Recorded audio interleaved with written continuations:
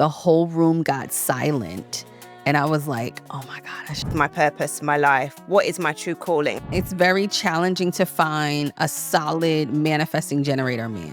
Do you want to have a baby or do you want to be a mother? That baby only lasts being a baby for how many months? I mean, that is a real human being.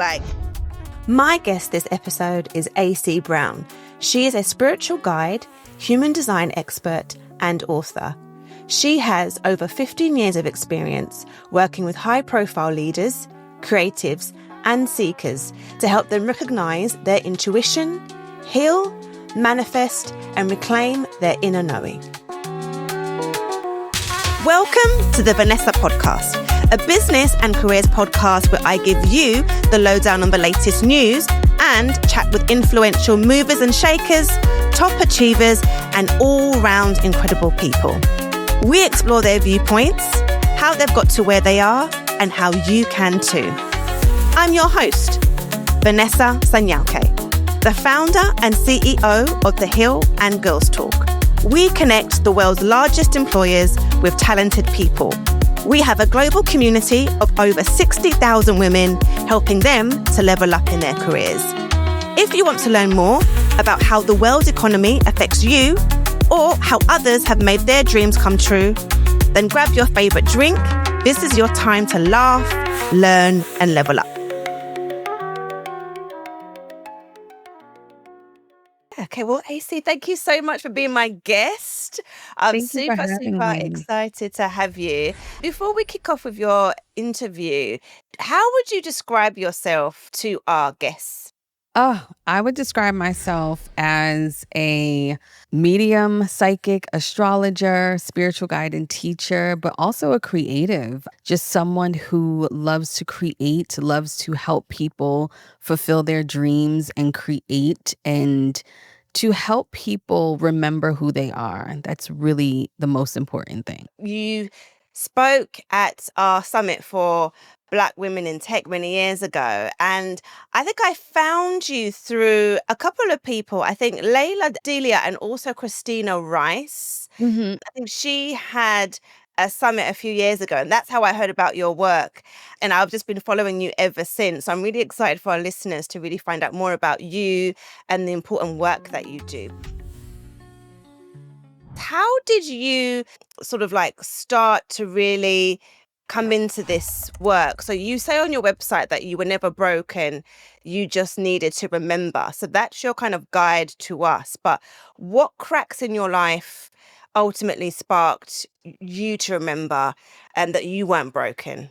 Oh gosh, it's been a long freaking journey. And that journey has been very interesting. So me, as far as my gifting as a psychic medium, that's been since I was a child. And I kind of ran away from that for a very, very long time, not because I didn't want to do it professionally, but I just didn't want to be looked at as weird, in a closed container when it's with your family and stuff, and they know nobody cares about that. You know what I mean? I'm just being my sensitive, weird self, knowing stuff. And so it just was something that I naturally always was good at. I was always good at seeing people, reading people, telling people about stuff, having conversations with the dead, all of that stuff with the departed. Some people like that word better.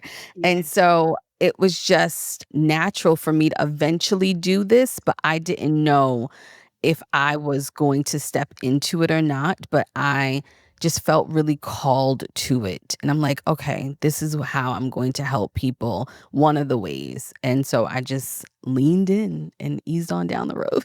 Yeah, and that's an interesting, a special, and sacred gift, right? So when was that the first time, or how did you take it out, from sort of inside your family and your close circle to the world?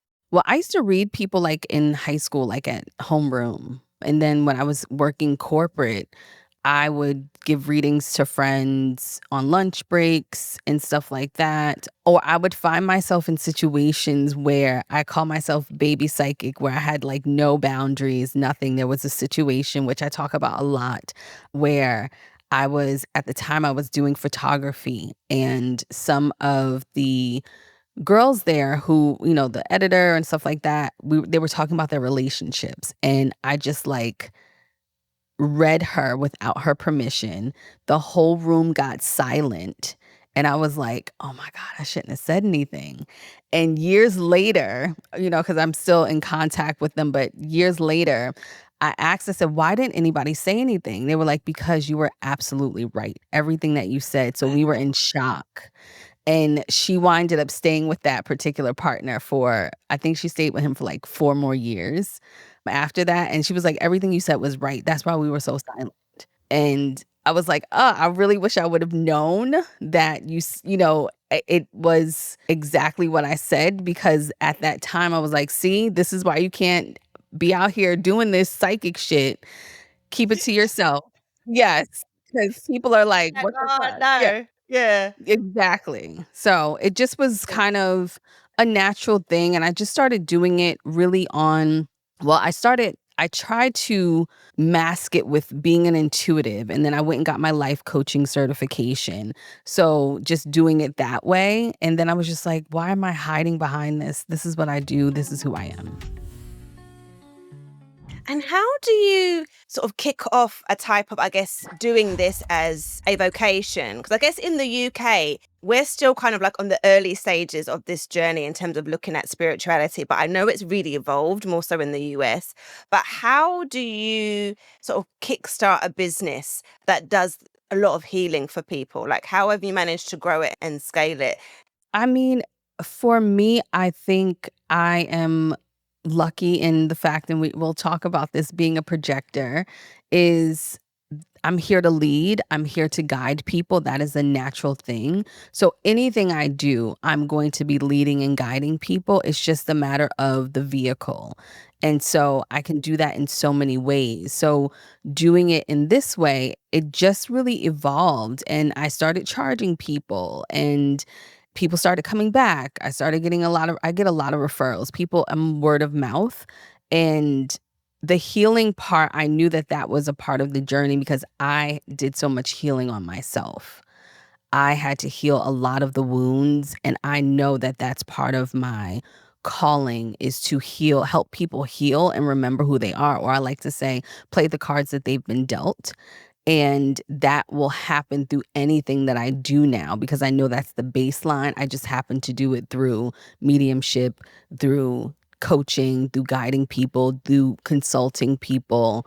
So it's just a natural thing. And I feel like when you listen to that call and you answer it, it's going to be the through line, whatever you do.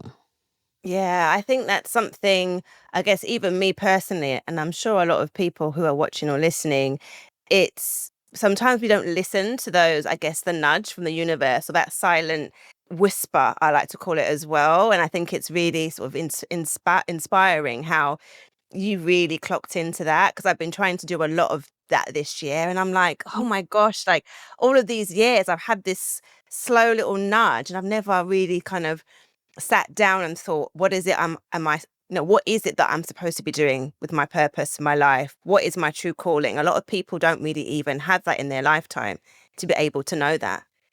Well, they do. They just ignore it. Well, There's a yes. big yes, they Mm. do. Everyone gets a whisper. Everyone gets a little nudge. There is no person on earth that hasn't had an idea or a vision or a dream for themselves. They just didn't pursue it. So there's a difference there. Everyone gets the call. Everyone gets the poke. It's a matter of whether or not you're going to follow through. And I guess what would be your advice then for people in terms of like being brave enough, right? It's scary because you think, gosh, like if you've got this sort of like nudge or sort of whisper that you're supposed to be doing something that you're not, we've got bills to pay, maybe we're in a job, maybe it's like, you need to move to a different country, but these could be like big steps. Like what advice would you give people for kind of like being brave enough to actually listen and act? I mean, the biggest thing, if you don't do it, it's going to be painful. I truly believe that God, goddess, spirit, universe, whatever you call him or her, doesn't put ideas and dreams in your heart to play with you.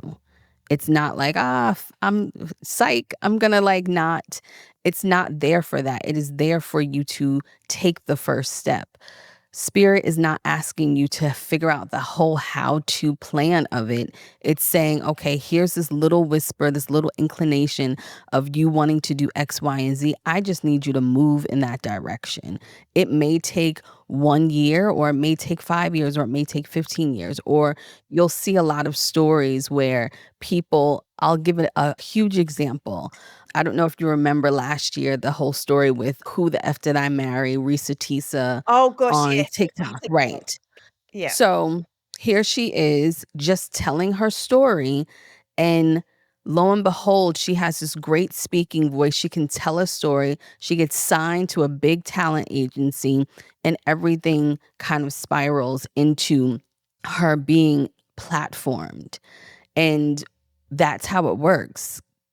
God's not asking you to figure out the whole thing. He's just saying, take the step. It took her that courage to tell her story, which was probably embarrassing, but it healed her, and she changed a lot for storytelling. She got a book deal. She got all of these things, and she probably lived her life in accordance or whatever the mistakes that she made. And then boom, it happens. Yeah, I think okay, so I get it. It's around sort of taking that first step, taking That's that risk, it. and then just going for it. I want to talk about human design because, yeah, when I first heard you speak at it was at Noir Summit years ago, and we learned about human design. My mind, but I tell you, it was blown. It kind of, I felt like that's the reason why I am the way I am. So you have described, I guess, human design as a sort of map of your Mhm. energetic imprint. So if someone's totally new to it, how would you describe a bit more detail what human design is? Okay. Well, the easiest way, because people know astrology, right? So I like to say that if your natal chart, if your astrological chart is the who, what, where, why, human design is the how. So human design is the how these things will come to you, how you might do stuff in the world, how you act, how you respond to people, how people respond to you. So I call it a blueprint because human design does have these rules, if you want to say, or these things. If you stay in alignment, things will unfold for you a little bit easier. So there's paths to take in human design based off of each of the aura types that allow you to have things a little bit easier instead of like forcing stuff. So I say it's a blueprint because it's there. So for instance, we're both projectors.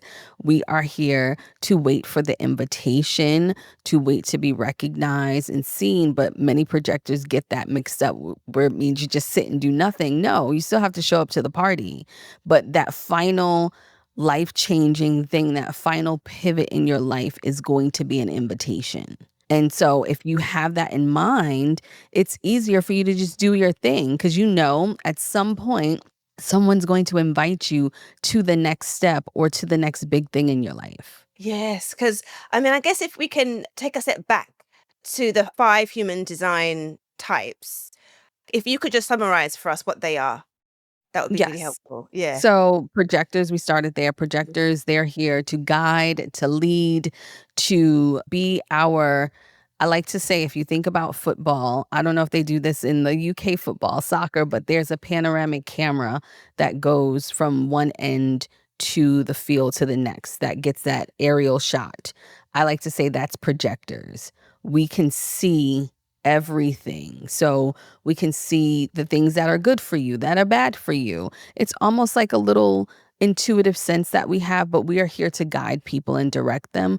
But we have to wait for the invitation. Then you have generators who I like to say are more similar in as projectors than manifesting generators, which is another aura type. Generators are here to follow through and build things over time. They're here to master stuff over time. And what they are doing, they are looking for signs. So they are looking for signs to take them somewhere else, take them to the next step. Then you have manifesting generators. They're here to master things quickly. So you'll meet if you'll when you know human design, I can spot a manifesting generator anywhere. They like to take shortcuts, but that's not really what they're doing. They're just feeling this urge to hurry up and get it done in a quicker way. So the generator and the manifesting generator, one is mastering something over time, and then the other person is finding shortcuts to mastery. And they operate in the same way where they are waiting for the sign, but they also have to kind of imagine and inform people about their steps that they're going to take. Then you have manifestors. Manifestors are here to initiate. They're here to get things started. They're here to get the party started. And manifestors are here to initiate, and what they hate most of all is being interrupted. And so the manifester is not here to complete things. And what I mean by complete things, they're not here to actually finalize that final project on their own. They're here to gather the people, they're here to tell us the next steps and what we need to do as a collective, at the job, in the friend circle. They're going to tell us the next steps. Then you have reflectors. Reflectors are, the smallest population, but they are here to be a collective mirror to us. I always say, if anytime you go to work anywhere, if you can find a reflector, ask them how the job is, and they will tell you exactly what's going on because they reflect any environment that they are in. So it's very important for reflectors to have great environments that make them feel good, but they're also here to make decisions over time. They operate with the moon cycle, so that takes them a longer time because they are feeling the ebbs and flows of everything. Oh, I see. Because with my team, I made everyone find out what their human design was. And that was quite interesting, actually, because I don't think we have not had a reflector, which is quite interesting in terms of the dynamics. But I can imagine how valuable if you've got maybe a It's larger so valuable. and yeah, having a reflector. So Yeah. valuable. Yeah. They make the best, like, team members, reflectors. Yeah. Because if I guess something's just wrong, they will tell you, like, "This place sucks." yeah, exactly. Like being the mirror for everyone, which is so important. But I want to talk about, like, I guess, projectors. 'Cause I find it quite interesting, actually, how Barack Obama, Mhm. Former President Barack Obama, is a projector, right?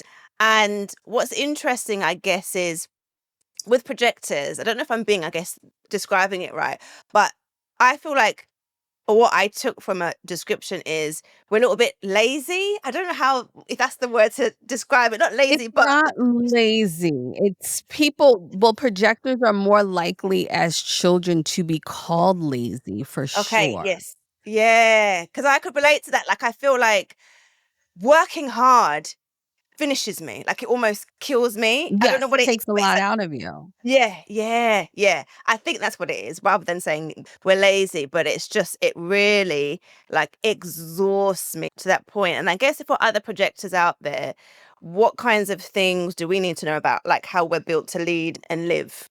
Well, using Barack Obama as an example, so he was on his way to do all the things, right? So he was in politics here and there, and then he got an invitation to become the president of the United States. That was an invitation that you have to be invited to say, hey, we're going to pick you to run. You want to do it, right? So he got that. Why projectors come across or seem lazy is because we have to actually enjoy and feel the projects that we're doing. Because I would imagine that when you like doing something, you could probably do it all night and not notice the time. Yeah. Because once projectors are in the groove of actually doing things that they like, that they enjoy, they can go it doesn't feel like work. So anything that's not in alignment with projectors feels like work, and that's what makes it hard. Yes. Oh gosh. Yeah. Definitely can relate to that in terms of, yeah, just being a bit more, not that any others aren't, but that purpose thing is really, really, really key. So I definitely would encourage everyone to find out their human design. But what is it like? I've never thought about this, but does it play a part in your romantic relationships? So, or even in business relationships? is it like, if you're a projector, do I need to get with like a manifesting generator, or are we better suited, or does it not really make a difference? Yeah, it makes a huge difference. Okay. It makes a huge difference. I think manifesting generators should date manifesting generators and leave everyone alone, but that's just Yes. my own personal opinion. That's just my own. Well, Yeah. because I date men and it's very challenging to find a solid manifesting generator man. Yeah, I don't Um think that's why I was thinking a man as a manifesting generator. Yeah. Yeah, they get very bored very quickly. They're all over the place. I like a generator, and I'll deal with the manifester. It depends. I only like projector men who are already very, very well suited in their career. If they are not, it's off. It's very off. But yes, it does matter when it comes to relationships, both platonic, romantic, and professional. I do that a lot where I consult with teams and business owners for hiring certain people that would gel well with them. Or I've done communication workshops with different teams and corporations to see how people can communicate better based off of their human design and their astrology. Yeah. So it does really play a significant role, I guess, in terms of the relationship dynamic. I guess I want to move on to, I guess, spirituality. And so in your latest newsletter, actually, you actually prompted me to get a massage, because I realized I have not had a massage in like, I think maybe February this year was the last time I've had a massage, and I keep putting it off. But you sparked that, and you talked about, like, caring for your body is really spiritual practice, and how it's really important Mhm. for us to listen to how our body, connects with our spirit. So I guess, what are some of the ways that we can start to build a healthy relationship in terms of listening to our bodies? Well, your body is all you have, right? You only get one. You won't get another one until the next lifetime.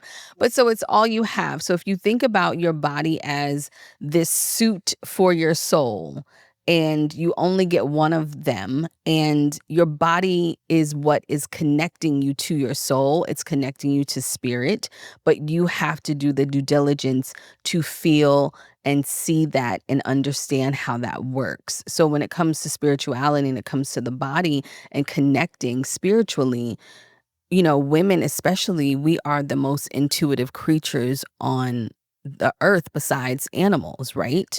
And so if you are disconnected from your body, where you don't touch your body, you don't feel your body, you don't understand your body, you are not tapped in with that intuition. And so when you're not tapped into your natural intuitive timing, your intuitive being, that's when things happen. You ignore signs, all the red flags come, whether that's professional, romantic, or platonic.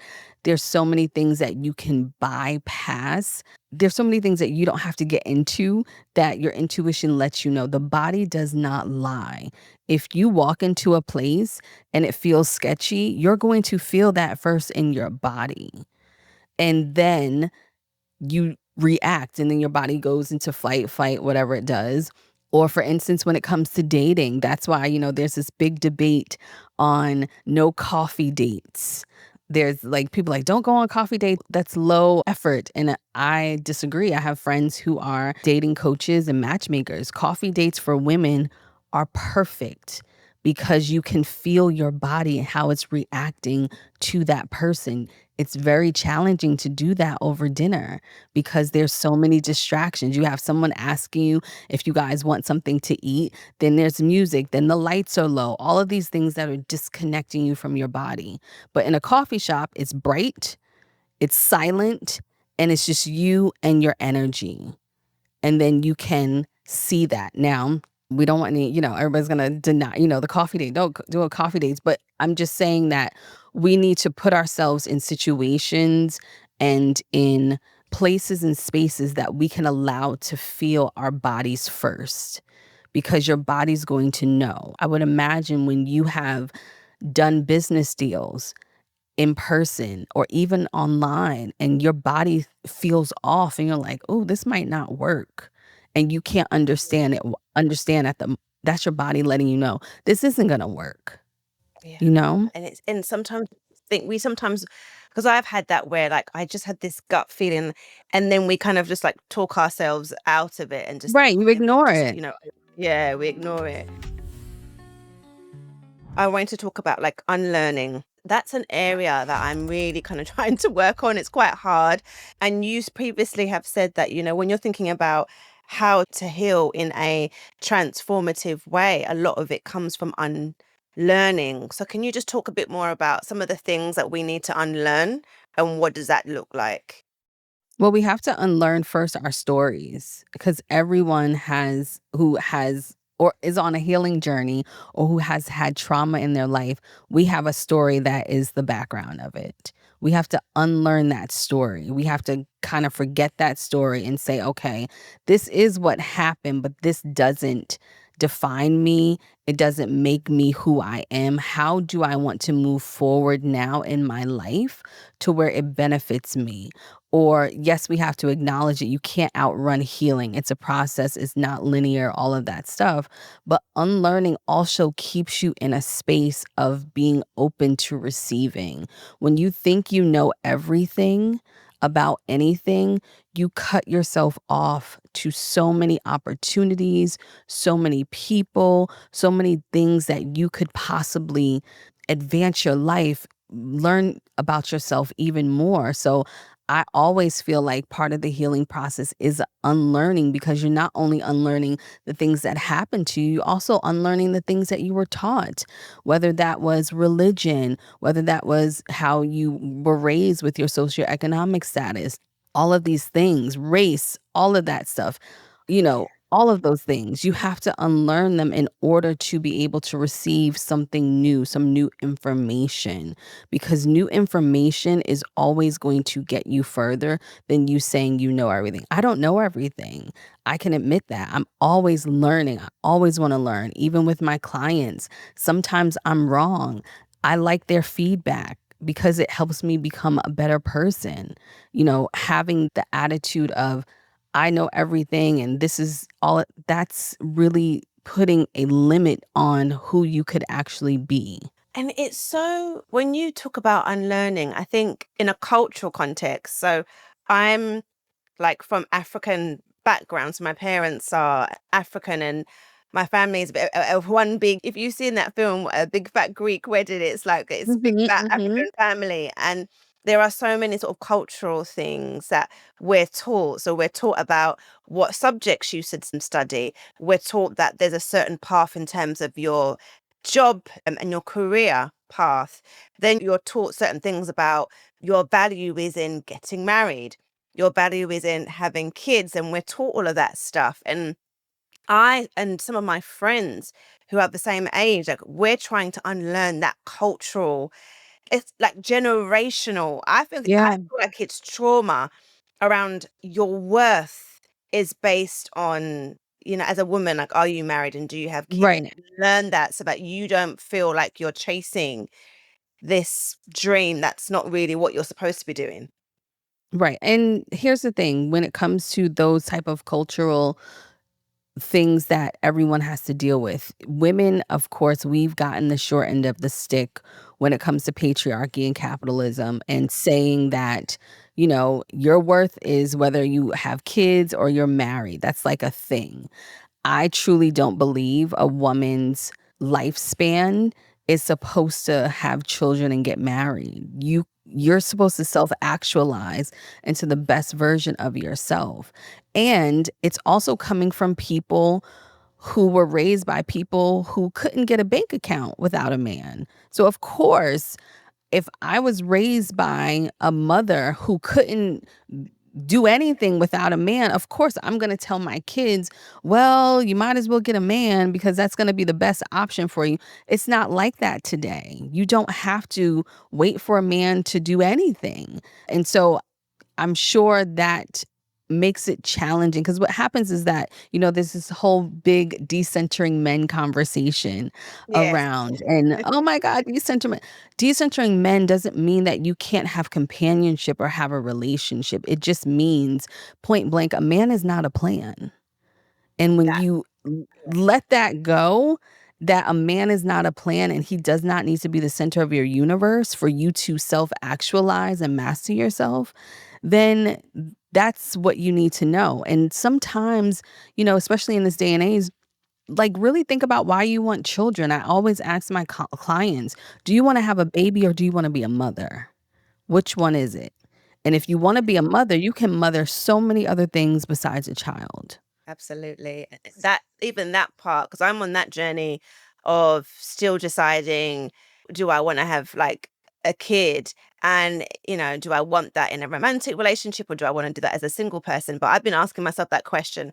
Do I want to have a baby? Because what I'm kind of realizing is that baby only lasts being a baby for how many months? And then that is a real human being. Like, can you sacrifice your life for this 'Cause person? that's actually what you should be doing. That is actually the role of a parent, is to put your life on hold to raise a human during that Mhm. attachment phase until you go to the deconnection phase with them, which is anywhere between 17 and 21, and then you come back for connection after that child has gone off. So now as a woman, you have to really think about, do you want to take a chunk of your life, your learning, your purpose, your self-actualization, your mastery, because in reality, you're supposed to put all of that energy into your child for that time.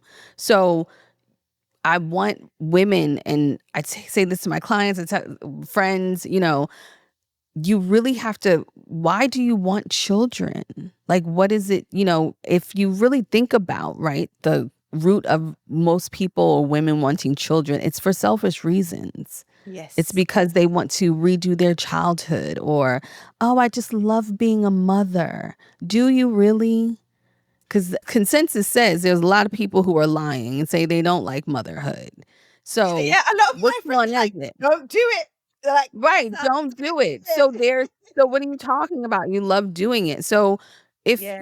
if you're watching or listening to this, is more of, that doesn't define you in being a whole person, especially just because you have a uterus. Your uterus is not there just to birth a child. It's there to birth things, to birth creativity, to birth businesses, to birth friendships, to birth connection. You can do so much with your womb besides being a baby oven. Yeah, I love that. I love that. More people need to know that. I want to talk about two things in terms of the spirituality piece. I was having a conversation with my friend actually at the weekend, Vanessa, and we're kind of into this spiritual stuff. We've got a group of college friends, and we're, I guess, the cuckoo girls. So we kind of bond over that. And she was talking about karma this weekend, but she really scared me because I was like, shit, like if I've made mistakes, right? We've all made mistakes. So am I like fucked over now? Like if I've done something bad, are we screwed? Like that karmic loop. A lot of people might be thinking, like, scared of it. Like if I've made a mistake, is that it? I'm screwed. Like I'm cursed for generations. Can you talk to me about like your viewpoints on karmic loops? Yeah, karma and karmic loops are two different things. Do I truly believe in karma? Yes and no, but not really. Okay. Because there are people out here who are horrible and they go untouched based This off was of the naked eye, right?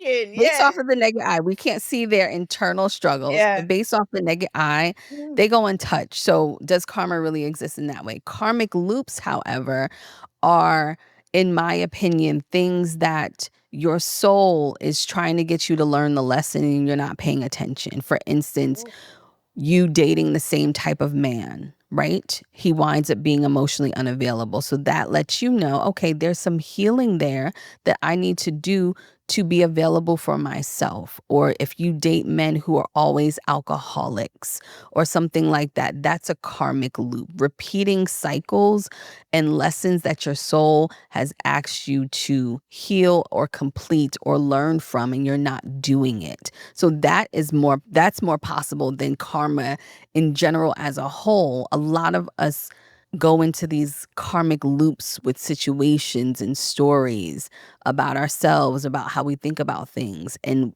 happens over and over and over and over and over again until you do something about it.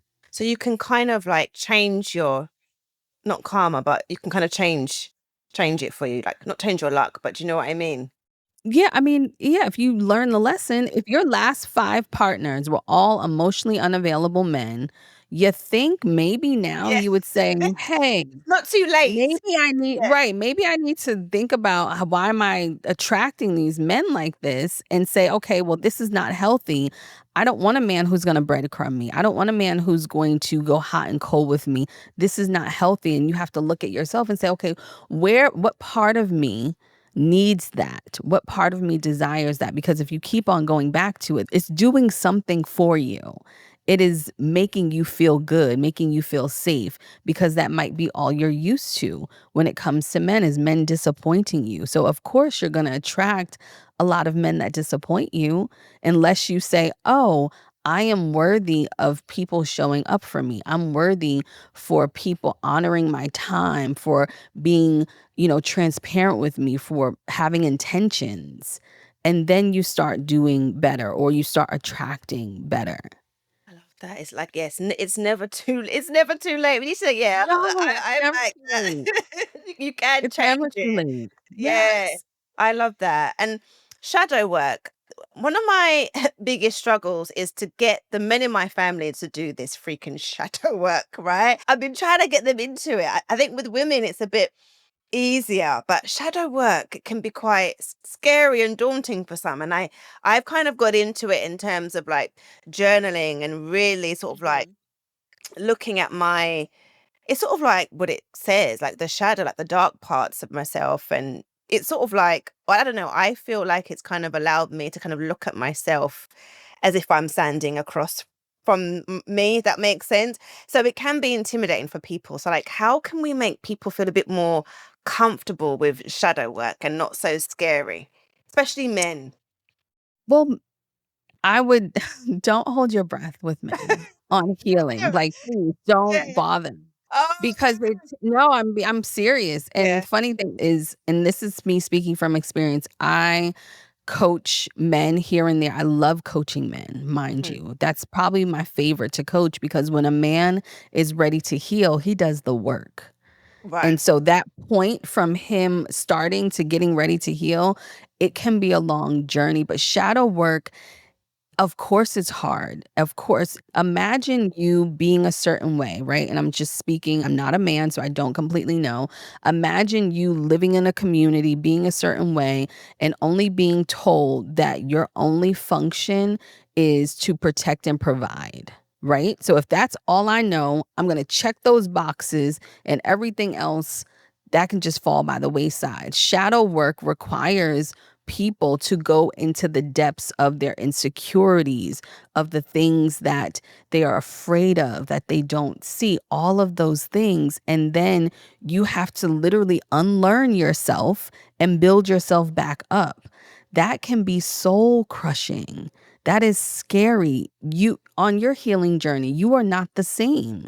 You might not even talk to the same people that you used to talk to. You might look at things differently because of that. So if I was a man, why would I want to do that? I'd rather just get money and call it a day.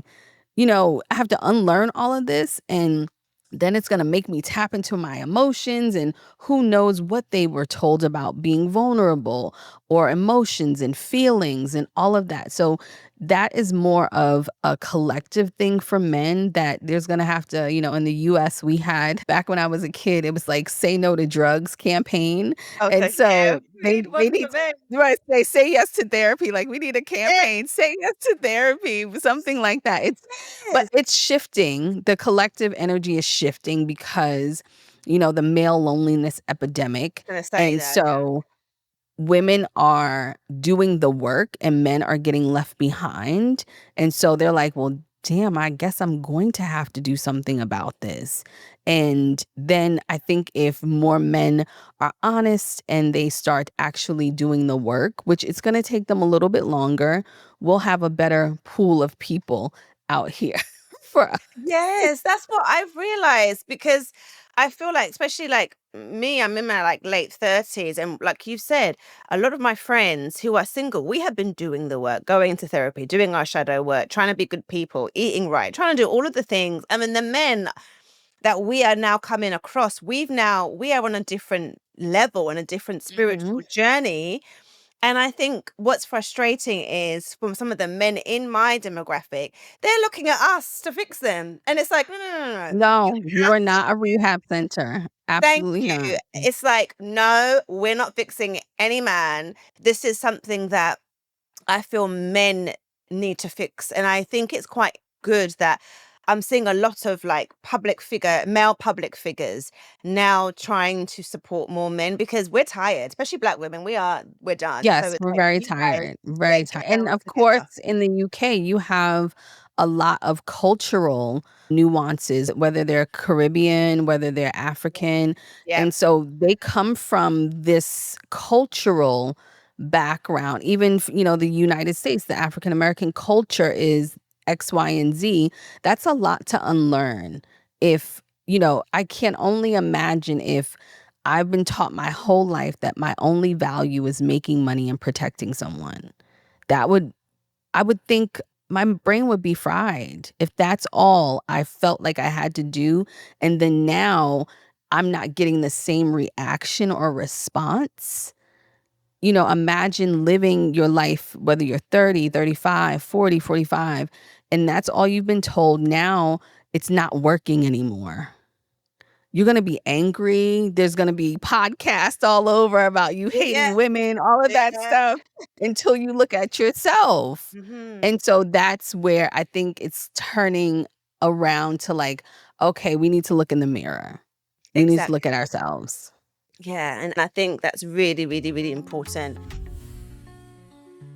I want to move on to, I guess, leadership and having an impact in business. So you work a lot with people who are maybe CEOs, a lot of celebrities, like how high profile people, and they're trying to lead whilst also trying to, I guess, do this internal work and show up in terms of, or they're on a spiritual journey and they're trying to sort of, to utilize the tools that we've been speaking about in terms of, being intuitive and really leaning into their spiritual practice. But then how do you merge business with your spirituality and your practice? I mean, that's the best business, to be honest with you. I love working with leaders. I love working with celebrities, not because of this, oh, I'm working with them, but they're human. Like you don't get a pass on being human regardless of your title. And everybody has problems. So when you are a CEO, when you're a celebrity, when you're in leadership, when you're a founder, who I've worked with founders, you are still human. And that business is an extension of you, regardless of how much money you make, how much money you don't make, regardless if your people like you or not. That's all an extension of you. So when I work with people in leadership or public figures, we're doing the same work I'm doing with someone who is a supervisor at, a government job. It's not any different. It's just that the responsibility that someone who is a leader or a public figure or a celebrity, they might have a little bit more eyes on them. So it actually makes it harder for them to heal because they don't have the ability to process in the downtime that someone who is not in the public eye would. They can't disappear for 6 months to go and cry in a pillow and do somatic work and healing, because they still have to show up, because they're showing up pays bills for other people. They take care of other people. So it's actually harder for them to incorporate healing. And that's why you'll find a lot of celebrities or leaders or CEOs or founders who crack. They can't take it anymore because they don't have that privilege actually to do the normal things that one would do. So they have to do it in a way that also is in alignment with them running their companies, with them showing up on stage or on TV, whatever it is. They have to do that in alignment. So it's almost as if they have their public persona is leading the way, and they have to take care of that behind the scenes person a little bit more gently. But I love doing that work because I'm a space holder, so it makes it easy for me because I know what's happening. Because, imagine if you were in a box office film, but you are super, like, something happened in your family and you're like trying to grieve, but you got to go to this premiere. No, you can't be crying on the red carpet. Nobody's, you know what I mean? You can't do that. Wow. There's no space for that. Now or let's look at Justin Bieber. Prime Yeah. example. He is literally going through something, whether he has the help or not. He's literally going through something in front of our eyes where he doesn't have the ability, for whatever reason, the people around him are not making the space for him to take a step back and to heal and to recover whatever he needs. So that's why you're getting these outbursts and these things on camera, all of this craziness, because he doesn't have that opportunity. And that's also another layer to working with those types of people, because he doesn't have the opportunity because everyone wants something from him. Like I said, he pays a lot of people's bills. So I, Those are I can't afford that. yeah, I can't afford for you to take a break. You pay Exactly. my I've got kid's bills that you're paying. tuition. Exactly. You're paying my bills. Yeah. Yeah. Listen, Yeah. you'll be fine. I'm gonna say you'll be fine, Justin. I mean, we'll, figure it out. You'll be fine. Let's do this show. Let's show up. You'll be fine. He doesn't have that's a lot of pressure. You don't have that.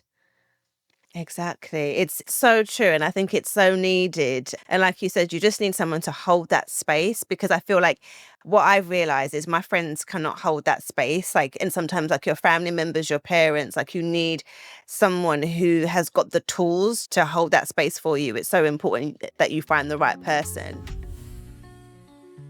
I want to talk about, I want to get your viewpoint on manifestation. It's like the buzzwords of like, That man, exactly, like the last couple of years. What do you think about manifestation and what do you want us to know about it?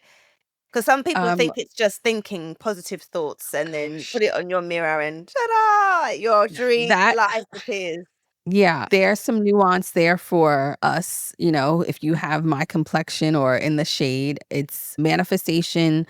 The basic concepts and principles of manifestation, do they work? Absolutely 1000%. What you think responds to you. But we have to be a little bit realist in the fact of, back in the day with The Secret is like, oh, I'm just getting checks at my door and all of this stuff. Or I've heard a lady like, oh, I walked into a dealership and they were like, sure, here's something crazy like that.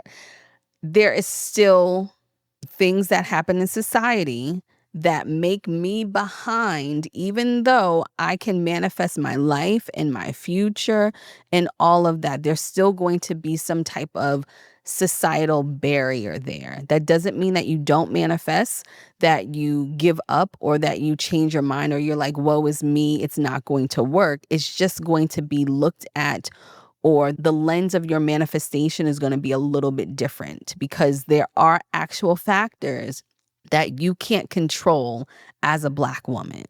Black women are the most disrespected and the most hated in the world, right?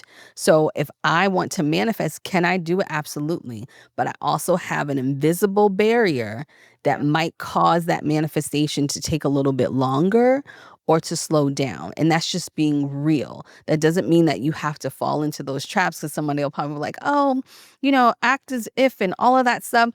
Yes, we can do that, but there is also a reality at play. Because I was just thinking, like, the world is so anti-Black right now, and it's white supremacy rules across Europe. Right. UK, white supremacy. We've got our own Donald Trump, who's in the polls. It looks like his party will be in election in America. You've got some madness going on. Right, we got a lot going on. How do you deal with it? This spiritually, and still being intuitive, and still, being in that, I guess, manifestation energy when all of this is going on. That's why I say your body is going to be the key to having what you want. Nervous system regulation, learning how to know what your body's feeling. That's the only thing you can control in this environment. So you can control your happiness, your sadness. You can control those things, and that starts within the body. And also, too, and I heard this saying a long time ago, the universe responds to a made up mind. So you have to get very clear about what you want, and you can't waver in that. You have to be honest with yourself about what you want. Just because you've never seen it before, just because it hasn't been done, that doesn't mean you can't have it. It just means that it might go through a different route for you, but you can still have it, but you have to be honest about that. So for instance, if you come to terms in the next 6 to 12 months that you actually want to have a baby, then make that the truth for you. You know what I mean? Don't hide that because of everything that you're seeing online and all of those things. Everybody's like, oh, don't marry a man. I still want to get married. I can't look at that and say, oh, well, everybody's saying don't get married because of this. Well, I don't want that to be true for myself. So you still can manifest, you still can do all of these things, but you have to do it within your body. You have to be a little bit more mindful of how your body reacts. That's why it's very important for you to actually touch your body, to see if you can get some acupuncture or massage, or even you massaging yourself. There's so many people who don't even look at themselves in the mirror and tell yourself, oh, I love you. Like actually looking in your eyes and telling you, I love you. You're beautiful. Thank you for waking me up. There's so many passive things that we do, even in when we wash up in the morning, in the shower or the bath. Do you take time and actually feel your skin? Do you actually feel what's happening when you put on lotion or beauty products? Do you actually feel the crevices of your face and your bones? Like those are the moments that you can appreciate that help you get more in tune with your body and being in reality with those feelings. Yeah, that's really something important, like just taking that time. Yeah, taking that time. I want to talk about your first book, Embody Your Magic. Can you tell us a bit about it and what we can expect? Yes. So Embody Your Magic, it's about answering 7 questions and getting to one statement. And I take people through what I call the canyon, which is the shadow self, right? And I take people on the journey through the canyon. You can't avoid the canyon. You can go over it as many times you want, but you're going to have to go through it at certain points in your life. And what the canyon is, it's the shadow place where you get to heal certain embodiments, is what I call them. The embodiment of self, anger, of all of these embodiments. And we do it with different modalities. So this is the first book ever where all modalities are kind of in. We talk about psychic channeling, mediumship, human design, numerology, astrology, metaphysics, and internal family systems is the backdrop of the different parts of yourself. So what people can expect is having a book or a reference, including my story on how to help yourself and become, I like to say, the most psychic version of yourself, because having psychic powers or using your psychic intuitiveness for yourself is going to be really good. So it takes people on a journey, and you don't have to start at the beginning. You can just start at a different chapter and learn about yourself through that chapter. So it's a big melting pot of modalities, but it's going to help you know yourself more and become the most authentic version of yourself. And I can't wait. I can't wait. And it comes out next year, isn't it? Early next Yeah. year, 2026. February 2026. Yes. Cannot wait. Cannot wait. So before you go, we have a quick fire round so that we can get to know you a bit better. So I've got some questions for you. So my first question for you is, can you share with us a book that changed your life? The Alchemist. Yeah. The Alchemist is a great book. Yeah. Why? A reason why? Well, because The Alchemist, the whole premise of it is that you have everything you need within you. It was there all along. It was in you all along. So that's what I do, what I teach. It's in you all. Like, that's why I said God doesn't play. He's not putting these dreams and these ideas in you to play in your face. They're there for you to go and achieve them. So The Alchemist, that is the journey. Everything was already in him all along. I love it. I love that book. A spiritual tool you can't live without. Probably my pendulum. Yeah. Okay, interesting, Yeah. interesting. A soul lesson that you're learning in real time right now. Whew. Oh man. A soul lesson that I'm learning right now. Gosh, there's so many. But I would say if I really had to pinpoint the one soul lesson is that I have everything that I need to get to where I want to go. Love Yeah. that. And what is one truth that you want every listener or viewer to remember about their own soul path? That you came here, your soul came here with a job. It's your responsibility to complete it. I love that. Oh, I love it. That's such a good way to end. Like it's our souls. I've heard this phrase that I think I always remember, like, we are just souls having a human experience. And I think Mhm. sometimes we forget that. So that's such a good Yeah. way to end the episode. So thank you so much, Aycee. You were so Thank you for fantastic. having me. Thank Thank you. you.